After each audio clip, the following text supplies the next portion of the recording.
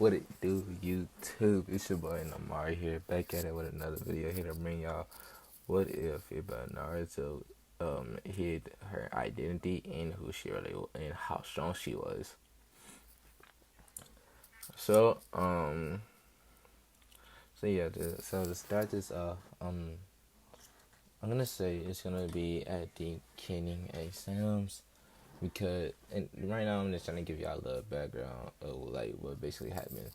So when she was younger, she was used to get beaten by the caretakers, and they would say like a bunch of hurtful things to her, and even sometimes trying to kill her. And so she has developed a dangerous sense, of course, and she's also a strong sensor. She knows how to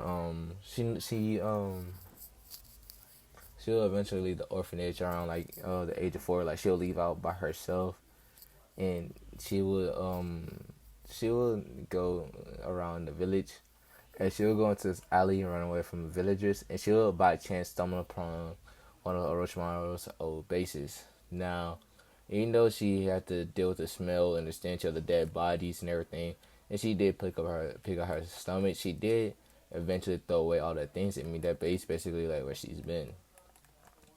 Now, she in that base she will learn the hinge jutsu. The I'm gonna say she learned the hinge. She learns things about the human body, how to train your wind chakra, and basically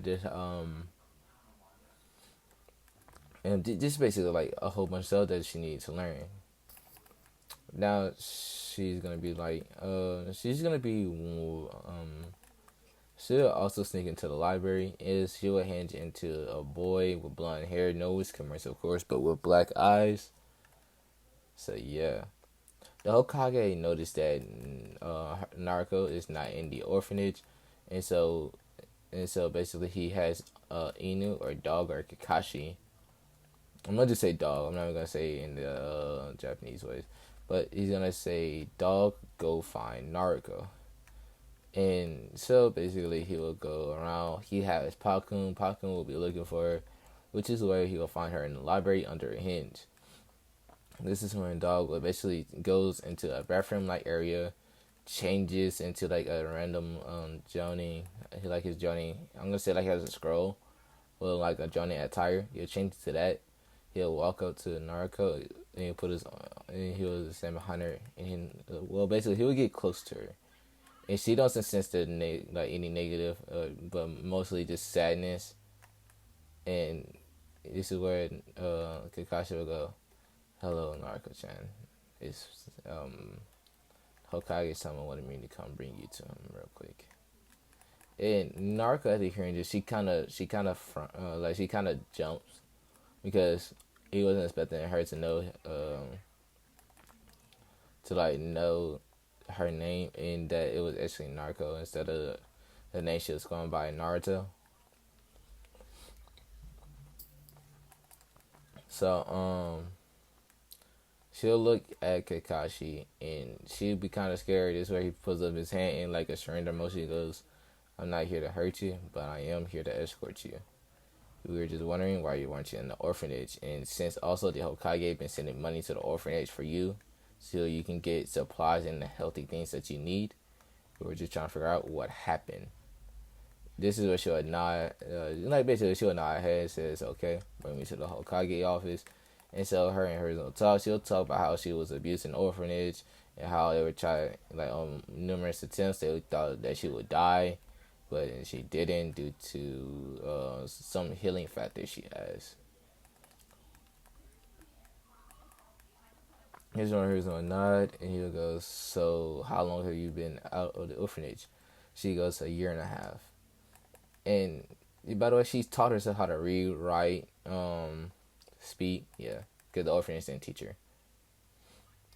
So, and she has eidetic memory. I think that's how they say it.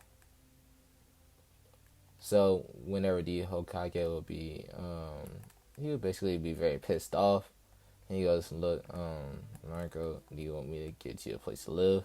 This is where she goes, no. I read a little somewhere hidden from plain sight. And this is where she goes, this one hers and go, what do you mean? Well, Ariel's already, when I was out on those days, out of the orphanage, I was already chased by villagers, or Baba villagers. And they also attempted on numerous times to kill me. So, I mean, there's no point of me going somewhere where will basically eventually find out I live, which would give them even better chance to attempt to attack me. Here's when he sees the reason, and then says, well, where would you live? She then, this is where she says, I don't really want to tell you that, okay, so I don't really trust many people, and I don't really trust you. This is her, he will nod, but have a frown on his face. And then he goes, is there a way I can contact you? This is where she will say no, but I will contact you if I need you. And don't send anyone to look for me. I can also sense that you have 5 other people. No, she will say 4 other people, then me, you, and him. And she points at Kakashi.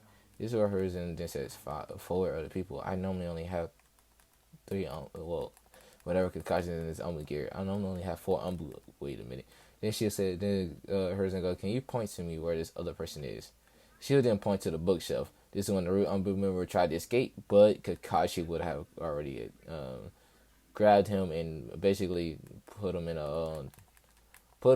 a kunai on his neck, and then knocked him out by hitting him with the like the end of the kunai where the ring is, or like the ring where the kunai is, whatever it is. He'll basically hit him with that, knocking him out, and so basically the other umbus will come out. They'll bring him to an NTNI, and this is where Hershey goes, how did you know he was there? She then says, well, I've been reading a little bit in the library, and it's called sensory ability. It's basically where you can sense people and sense people's chakra. Even if they try to hide it, I can still sense it. This is where Hershey goes, I know it's called sensory narco. I didn't know how you knew that. Also, I didn't know you had sensory abilities like that. And she goes, oh, I almost forgot. You are called um the professor, or whatever. I think it's called the professor. It's called like the professor, but also the god of shinobi, so you would know these type of things. This is where she then asks basically for places where she can go shop clothes and stuff for. This is where reason goes, what do you mean? This is where she goes, well, if the villagers doesn't really like me, there's no point of me trying to there's no point of me trying to there's no point of me trying to shop and stuff from them, because they're not going to give me what I want, or if I do try to shop, they're going to overcharge me. Now she's very, very intelligent. And so basically hers and be like, oh yeah, that's true. They shouldn't do it, but they might. Yeah. And so he then says, well, honestly, there's a shinobi shop you can go to for like clothes and weapons and stuff, but you're gonna have to wait before you can go there. I'm sorry to tell you, due to it being run by a I must say Tintin's father is an ex Ambu. So yeah, due to be run by ex Ambu ninja, which is but he'll go it used to be run by ex Ambu, so even if you do try to do the enhanced jutsu, it wouldn't really work on him. She'll nod her head and understanding, like knowing that she can't fool everybody. She can fool easily civilians, but not shinobi ninjas.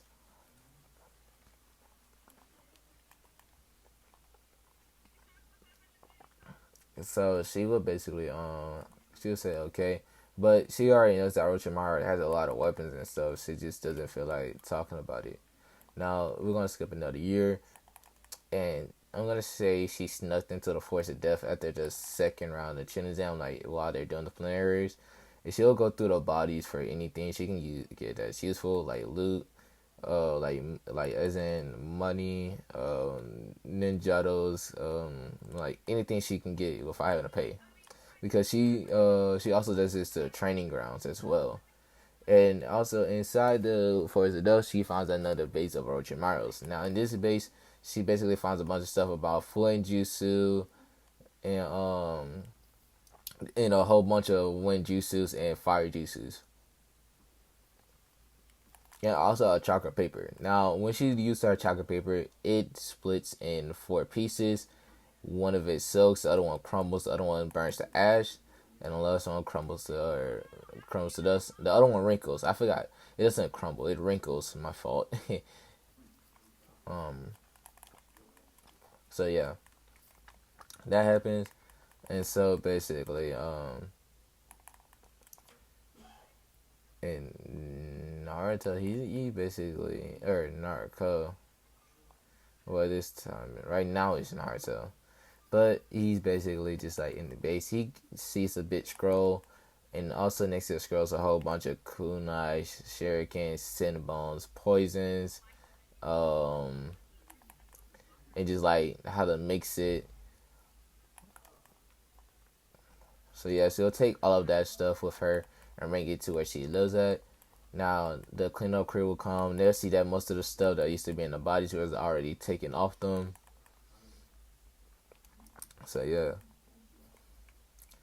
Also, in I don't know if I said it in the case she lives in, but no, in this one she lives in now, like that she just rated. That's the one she gets all this stuff for the like gets the Shadowclone Jutsu. She reads the Shadowclone Jutsu in that like anything that the clone like basically like how it's forbidden, like how is it if you use if it uses up too much chakra, you can die from chakra exhaustion. But not only that, you can also have memory overload. Now she realized that she has a lot of chakra for a normal person, and she was wondering if she could be possibly related to some type of clan that had high chakra reserves. So she go into the library. This is where she reads on the Uzumaki clan and how they had high chakra reserves. But not only that, and also how the Senju clan and the Uzumaki clan were sibling clans, basically.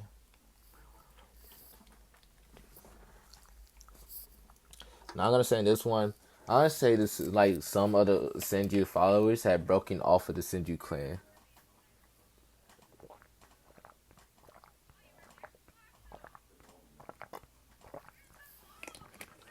Also, I'm gonna say Kushina comes from a direct descendant like of Hashirama, like she's I'm gonna say Hashirama had another brother that lives, and so he had a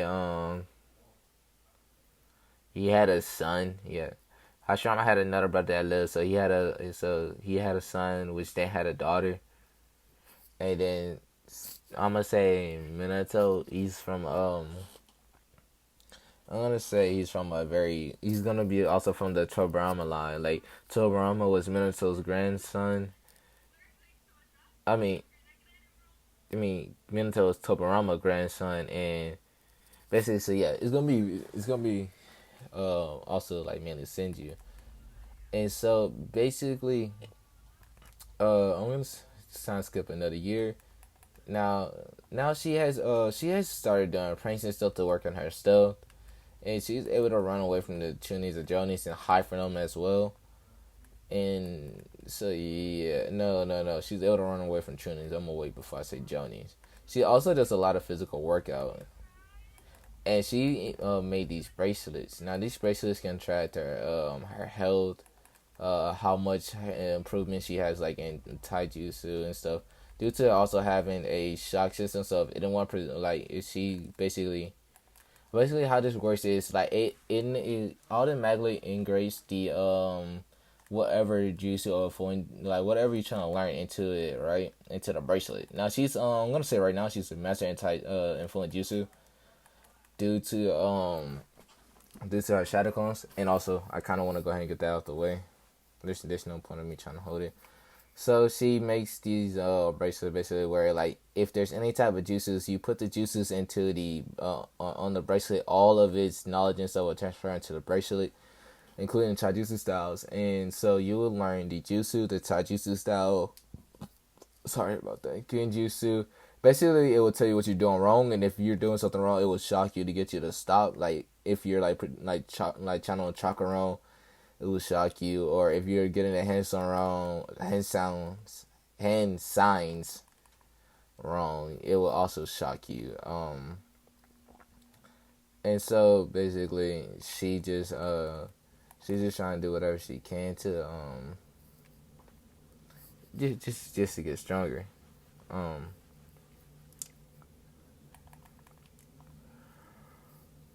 I'm trying to think of some other stuff.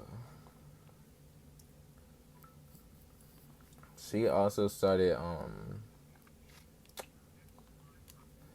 she also started to develop more of a I don't know what to say anymore. Hold on, I'm trying to think, guys. Give me a second. She started to develop like a soft side for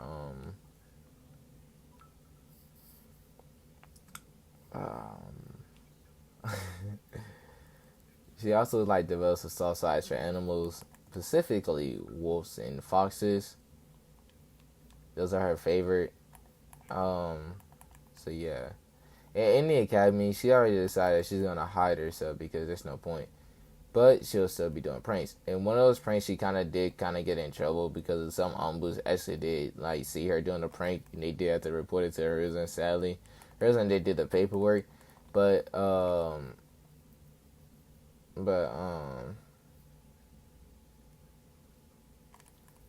when she was cleaning up like the storage room, she'll find like a box from Kushina Uzumaki, the Red Death, and also a box from Minato no Mikaze. Or I was gonna say for Hokage or Minato's box. But when she sees these boxes, she'll be like,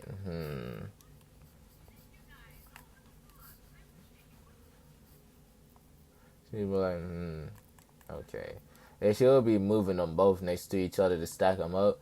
But before that happens, I want to say like two artifacts that was not put up properly. It's gonna cut her on both sides of her arm, and so blood will get on both Minato Namikaze and Kushina Uzumaki, and so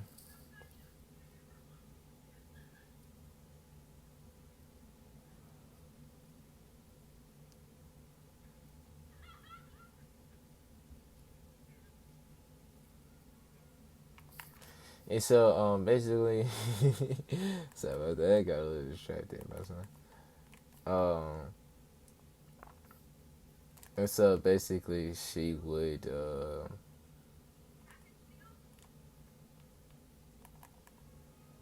basically have to deal with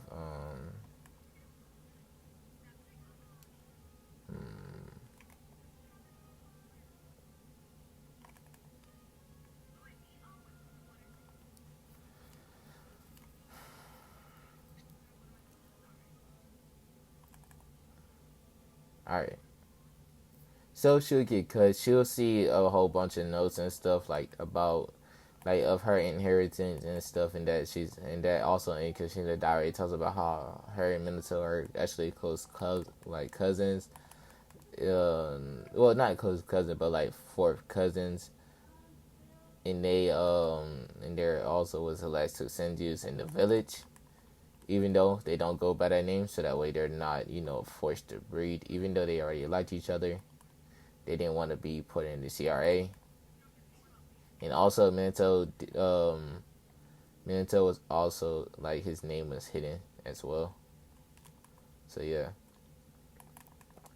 So so yeah. So basically, she'll read her diaries of her parents, but she will seal that on her arms and sealing with the pictures of her parents.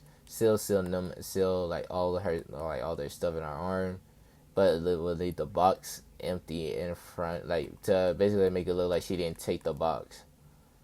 And so a day would pass, and basically she even went to her parents' residence. Of course, she made sure no one was watching her with her sensory ability. And so she went to her parents' house. She sees all the scrolls and stuff. She'll take the scrolls as well. And at this time, she'll be learning basically the Flying Raijin, the Thunder God, and all that. Now we're gonna time skip to the to now the academy. Now I'm gonna say now in the academy, she made herself seem weak, and that also that she was a guy. Now when she becomes a guinea, she's gonna go in the classroom and be like, just be like peekaboo. I made y'all really thought that, or like she gonna say Kai and be like, how I really made y'all thought that was a boy, huh?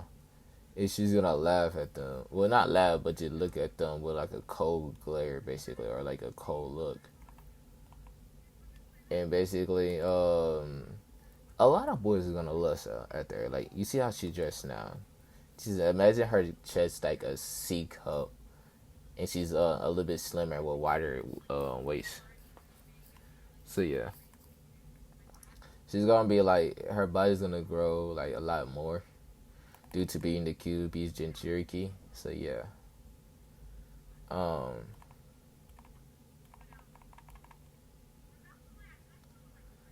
and so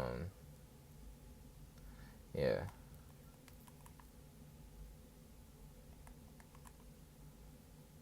She's gonna be like very strong, not only with her lineage, but I'm gonna say her main primary affinity is gonna be wind and water, and a little bit of earth. Yeah, no, wind, water, earth, and lightning. That's her main affinity. Like that's her strongest, and fire is her weakest. Um, she's also right, and she also eventually is gonna learn how to what's it called? I can't remember what it's called, bro. She's gonna make her own jutsus, her own genjutsu. Um, she will be known as the Yellow Flash. Yeah, she's gonna be known as the Yellow Flash, and she's gonna be feared by like a lot of people, not only like her enemies, but also some people inside the village, because she knows that a lot of people inside the village will try to hurt her, and she's more worried about her safety than others. So yeah. Also, a lot of times in this, I think I'm gonna do a Sakura bashing. I don't really know yet. I also decide that on a later date. But for now, right now, it's looking like a Sakura bashing is about to happen. Because honestly, or it might not. Honestly, I don't really know yet. I'm still trying to think about it. If I do, I do. If I don't, then I don't. So yeah, that's a possibility though. So if there is a Sakura bashing, there's a Sakura bashing. If not, then hey, there's not. We'll decide that when I cross that bridge another day. I'm gonna probably mainly focus on this series too. And I did get inspired to make this not just from like watching the video, but like I always wanted to do like what if female Naruto like had to hide her true strength and stuff. And I realized like I mainly write female Naruto stuff anyway, so like what can go wrong with writing one more, Nothing much really, if you think about it like that. But I do hope y'all guys do enjoy this though. It'll mean a lot if y'all here.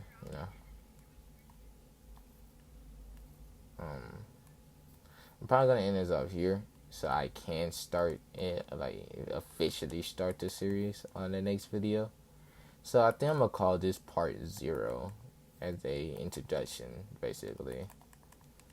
So yeah. Alright guys, if you do enjoy, please leave a like, leave a comment. Peace.